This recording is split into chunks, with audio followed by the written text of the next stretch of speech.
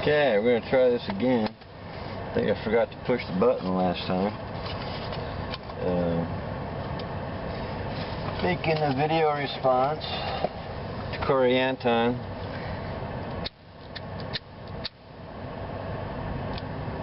He asks, explain how different degrees of intelligence fit into the deterministic world I imagine. Well, I'm not sure if imagine's the right word. I mean, I accept determinism pretty much as a fact of life. Dictionary.com defines determinism as the doctrine that all events, including human choices, have sufficient causes. So, how does different levels or degrees of intelligence fit that definition? Well, you got nature and nurture. That's basically all there is. I think nature would be probably a big part. The different levels of intelligence. I'm going to use the example of my sister and I either caught up or she's 3 years older than me, and I either caught her or passed her in math in junior high. And you know, it's not that I studied harder or whatever, it just came to me easier. I was natural at math.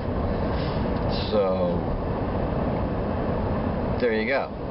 I mean, right? That's it? Is that explanation enough? As I recall, you were putting forth at least the notion of a stochastic world, which is, if I recall, determinism plus randomness, which is actually fine by me, because when I think of determinism, I think of determinism versus free will.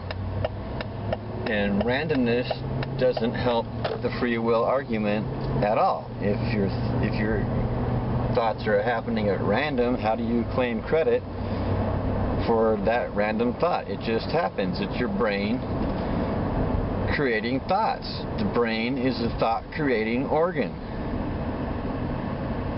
That's what the evidence suggests. I mean, free will to me is almost like you're saying you believe in magic. And even if it were magic, how can you take credit for the magic? Right? I mean, I am driving. I am not really driving. My brain is driving. I am a witness to my brain driving. I don't know how else to put it.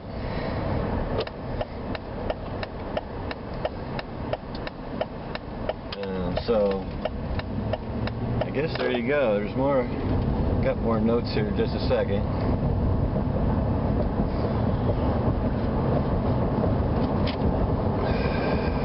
Yeah, you were saying, or you were asking, even if intelligence is a product of parents, genes, environment, etc., isn't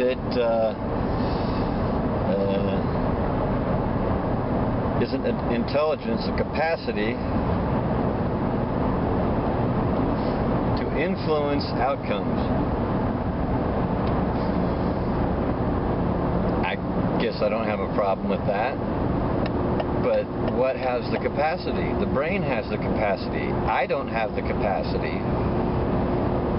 I don't have intelligence. My brain has a certain level of intelligence based on genes and environment. You know, I was raised in basically a middle-class, white suburb in Southern California.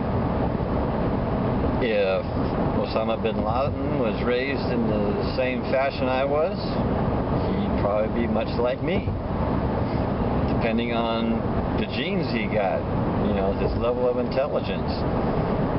Because my parents, we didn't go to church.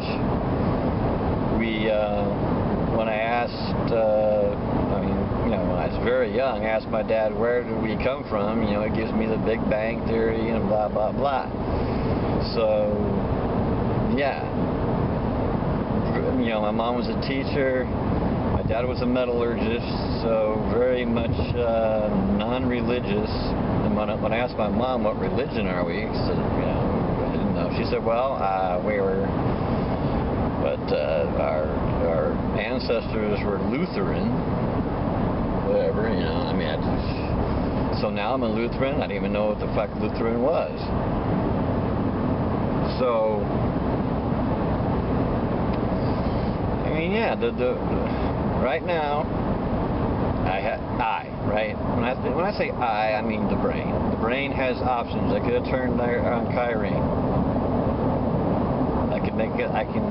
I can do, I've said this in the comments before, the brain basically has an infinite number of things it could do at any moment in time. I could do, you know, there's basically an infinite amount. Understanding that infinity minus 1 is still infinity. There's certain things I cannot do, but that doesn't change the infinite amount of things I could do. Like I can't choose to fly by flapping my wings. So that's infinity minus 1, which is still infinity. I could go shoot up a movie theater. That's an option, right? But in my brain's current configuration, it's not going to happen. That would just be stupid. But it is an option. I can ram this guy in front of me. I can slam on my brakes. I could do any number of things right now. But my brain won't do them. Because it just be stupid. Because the only thing that matters is the welfare of sentient creatures. That's it. That's the only thing that matters. You tell me anything that matters, it gets back to the welfare of sentient creatures. If I ram this guy in front of me, I'm going to ruin his day. If I slam on my brakes and the guy behind me slams into me, I'm going to ruin his day. I'm going to ruin my day too, really. That's the only thing that matters, welfare of sentient creatures. So I guess this is a good segue into antinatalism. There's no good reason to bring a sentient creature into this world. Put another sentient creature on this planet. There's just no good reason.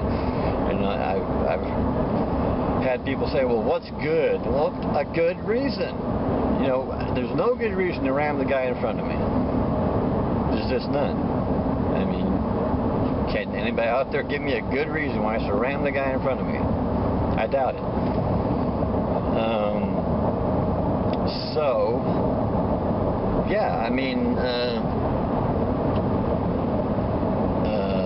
Luddite Returns says, the antinatalists need to give a justification, to ask for justification to bring a sentient being into this world. Which is, I think, a cop-out. We're saying there is no justification. That's part of the argument. There is no justification for doing it. You just, I mean, you don't need to. You certainly don't need to bring a sentient being into existence. And when you do, you don't know what's going to happen. You're rolling the dice with the welfare of another, and it could go completely wrong. You're rolling the dice, you're hoping for a 7, whatever, and if it comes up with 7, lucky you. But if you roll snake eyes, somebody else has got to pay the price. And what do you say to that? Oops. That's all you can say is oops.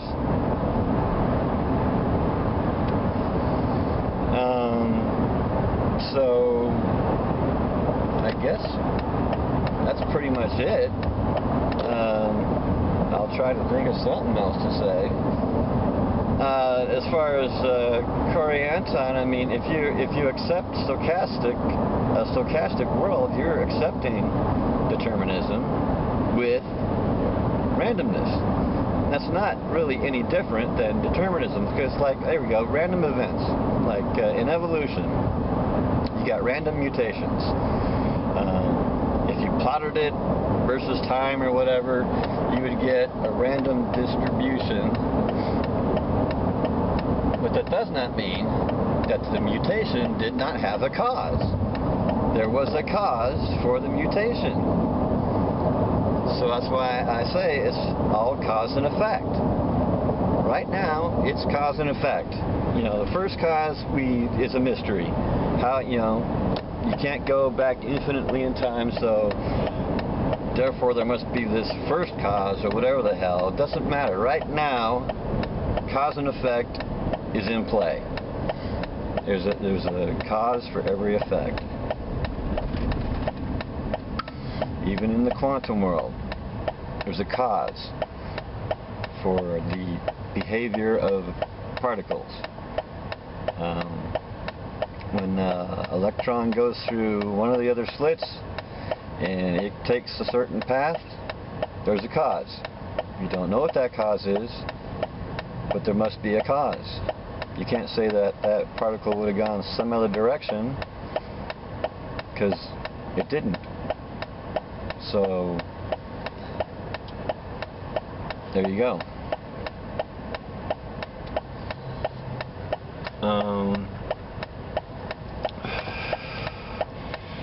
What else can I talk about?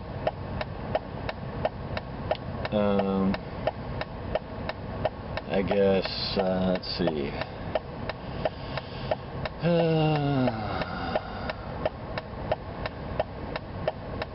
Wayward Horizons and My Misery and Me have apparently decided antinatalism isn't as logical as they once thought. Yet they don't provide what we were looking for all this time, is a good reason to procreate.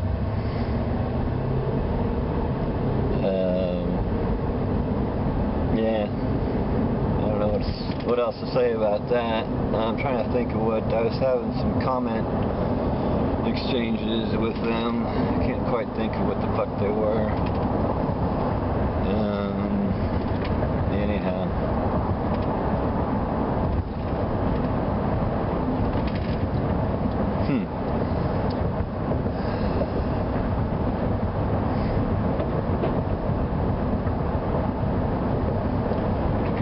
What else was I gonna say?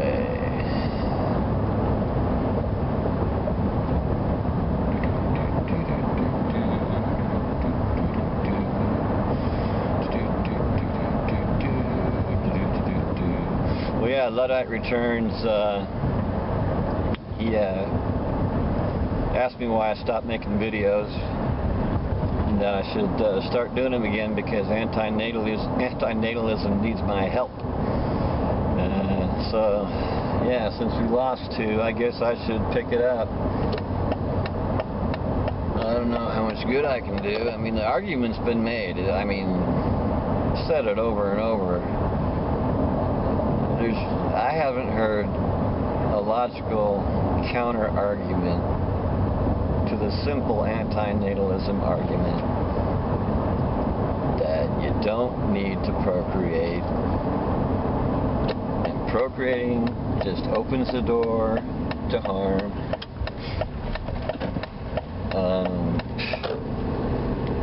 So yeah, why? Give us a good reason why you want to procreate. Why you can justify rolling those dice. You could roll snake eyes. then what? You know, if you roll snake eyes, what are you going to say? That's what, I mean, I can't believe you need to ask for us to justify asking for a justification. You're playing with the welfare of somebody else. Well, I mean, that's the justification for asking for justification. I just don't understand.